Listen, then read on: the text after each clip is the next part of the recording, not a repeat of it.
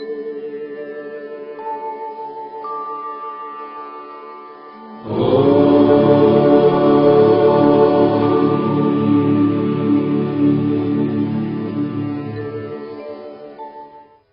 श्रीमद् भगवद गीता तब तक नहीं पढ़ी थी जब तक मुझे ये ज्ञान नहीं हुआ कि हम सब आत्माएं हैं और ये जिंदगी हम आत्माओं के लिए एक इम्तिहान है अपने अंदर से अपने सबसे अच्छे रूप को बाहर निकालने का।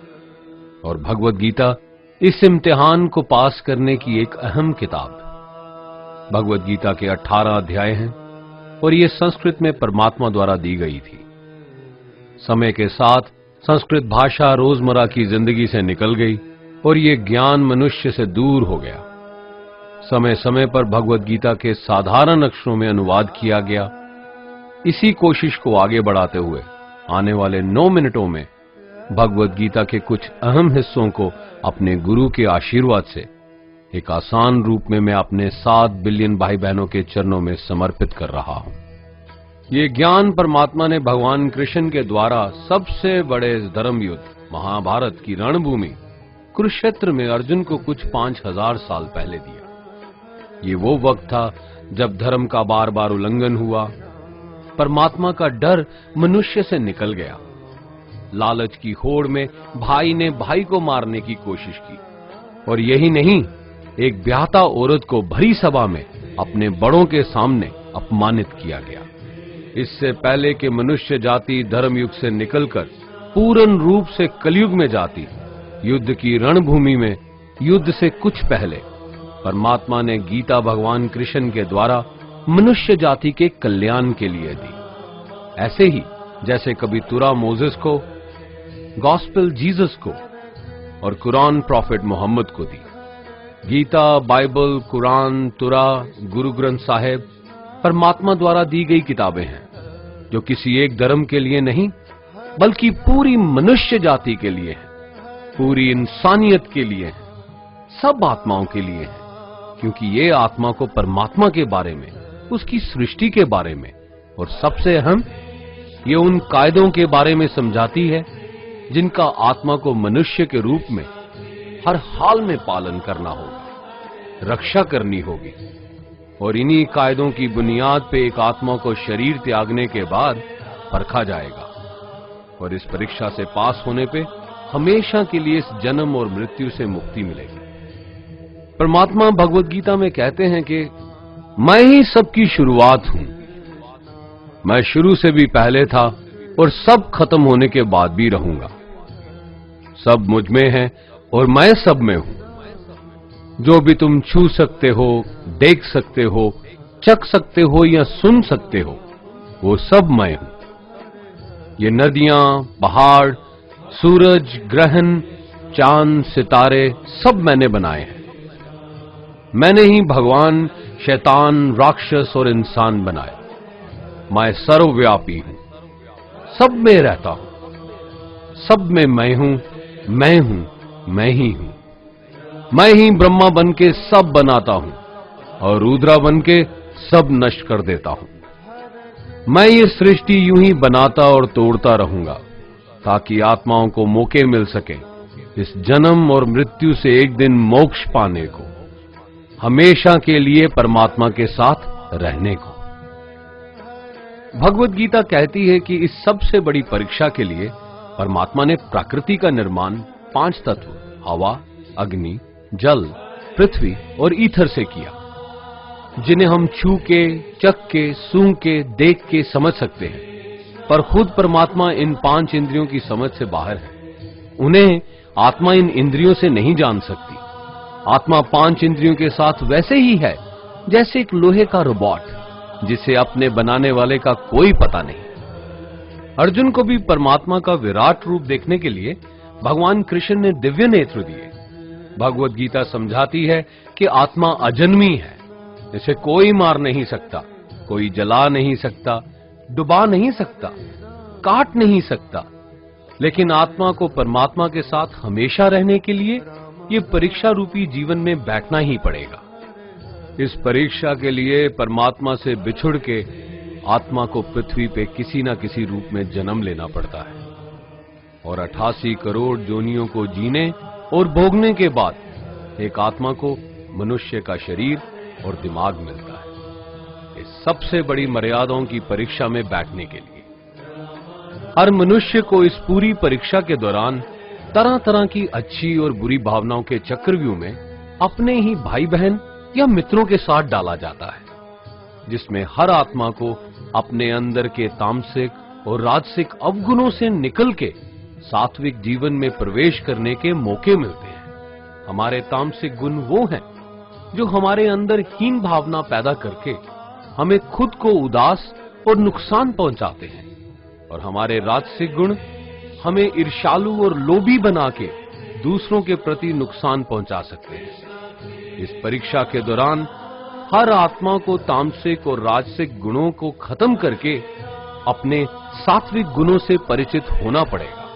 सात्विक गुण वो हैं जो आत्मा को अपने आसपास की हर चीज से जोड़े और उन्हें प्यार करना सिखाते हैं। परीक्षा के दौरान हर आत्मा को जीवन के चारों स्तंभ धर्म, अर्थ, काम और मोक्ष का ज्ञान पाके ही मुक्ति मिलती है। यही वो द्वार हैं जिन्हें समझ के ही आत्मा परमात्मा को समझ सकती है। पहला द्वार धर्म का है और शेर इसका प्रतीक है। धर्म वही है जो गीता में लिखा हुआ है, वेदों में लिखा हुआ है, गुरु ग्रंथ साहिब, बाइबल या कुरान में लिखा है। धर्म वही है जो धारण किया हुआ है, जिसे आपका दिल मानता है, जैसे झूठ नहीं बोलना, चोरी नहीं करना, भगवान का निरादर नहीं करना, दूसरों को नुकसान नहीं देना, यही सब धर्म है। और हर आत्मा को अपने जीवन काल में हर समय धर्म का पालन करना होगा और उसकी रक्षा करनी होगी। दूसरा द्वार अर्थ का है और घोड़ा इसका प्रतीक है। हर आत्मा अपने हर जीवन काल में अपने पृथ्वी पे होने का अर्थ या मूल कारण समझेगी। इस जिंदगी में भोगने वाली चीजें और रिश्तों का आनंद लेगी। अच्छा बेटा या अच्छी बेटी, अच्छा भाई या अच्छी बहन, अच्छा पति या अच्छी पत्नी बनके हर दुनियावी रिश्ते पर खरी उतरेगी और इस परीक्षा को पास करेगी। तीसरा द्वार काम का है। भगवत गीता समझाती है कि हर मनुष्य के अंदर काम, क्रोध, लोभ, मोह, अहंकार और ईर्ष्या जैसी 6 भावनाएं हमें अपने और दूसरों के प्रति नुकसान पहुंचा सकती हैं। इन भावनाओं को हर मनुष्य को हमेशा अपने नियंत्रण में रखना होगा, क्योंकि इनके बहाव में किया हुआ कोई भी काम हमारे जीवन भर की परेशानी का कारण बन सकता है। और एक आत्मा संतोष और सादगी से इन भावनाओं पे हमेशा के लिए विजय पा सकती है। चौथा स्तंभ मोक्ष का है और हाथी इसका प्रतीक है। इस परीक्षा रूपी जीवन में हर मनुष्य हर समय कुछ इच्छाएं रखता है। कुछ इच्छाएं एक ही जन्म काल में पूरी हो जाती हैं, पर कुछ अधूरी रह जाती हैं और उनके पूरा होने के लिए आत्मा को वापस पृथ्वी पे आना पड़ता है। भगवत गीता समझाती है कि हमारी इच्छाएं ही मूल कारण हैं हमारे पृथ्वी पे वापस आने का, और अगर हम कोई भी इच्छा ना रखें तो हम इस जीवन और मृत्यु से मुक्त हो सकते हैं। ये द्वार माफी का भी है। जिन्होंने आपके साथ बुरा किया उनको माफ करके और जिनसे आपने बुरा किया उनसे माफी मांग के मुक्ति पाई जा सकती है। जब तक आत्मा इन चारों दरवाजों धर्म, अर्थ, काम और मोक्ष को समझ नहीं लेती, तब तक आत्मा को बार बार इस मनुष्य रूप में आना ही पड़ेगा। परीक्षा का समय खत्म होते ही आत्मा शरीर और अन्य सब वस्तुओं का त्याग कर देती है। जो भी संसार में रहकर बनाया वो अब किसी और का होगा, और आत्मा अपने कर्मों के फैसले के लिए चली जाती है। आत्मा के अच्छे बुरे कर्मों का हिसाब होता है। अपने अच्छे कर्मों के लिए आत्मा कुछ वक्त के लिए स्वर्ग और दुष्कर्मों के लिए नरक में चले जाती है। नरक में आत्मा को अपने पापों के अनुकूल सजाएं मिलती हैं, पर सजा खत्म होने के बाद आत्मा को फिर से एक नया शरीर और नया दिमाग मिलता है इस परीक्षा में फिर से बैठने के लिए। और हर परीक्षा में वही सब फिर दोहराया जाएगा, जिंदगी के 4 स्तंभ धर्म, अर्थ, काम और मोक्ष को समझने के लिए।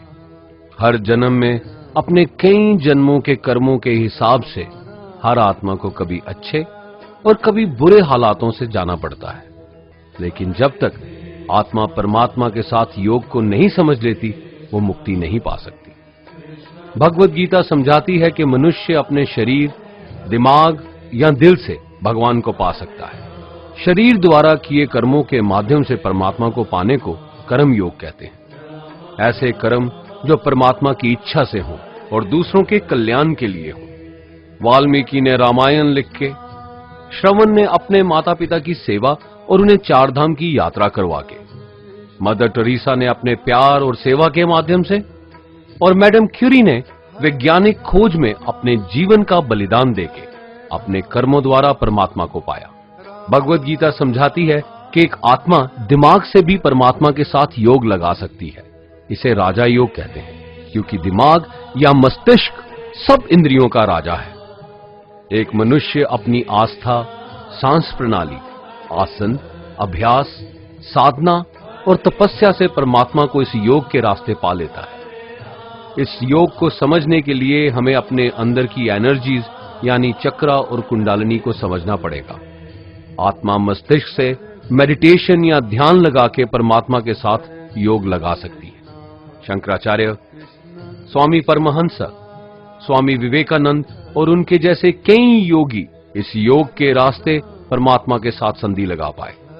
परमात्मा भगवत गीता में कहते हैं कि अगर किसी आत्मा को धर्म ना भी समझ आए, योग ना भी समझ आए, पर अगर वो मेरी शरण में आ जाए तो मैं उसके सारे पाप माफ कर देता हूं। परमात्मा को ऐसी दिल की गहराइयों से पुकार के पाने को भक्ति योग कहते हैं। चैतन्य महाप्रभु, मीराबाई और भगवान हनुमान इस योग के सबसे बड़े उदाहरण हैं।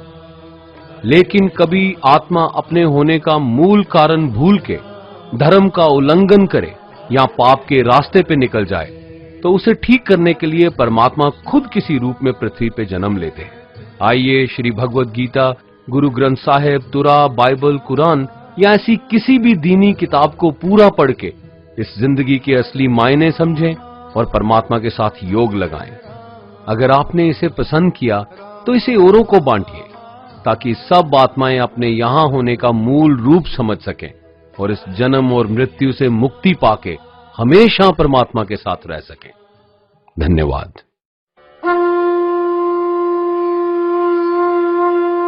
Ah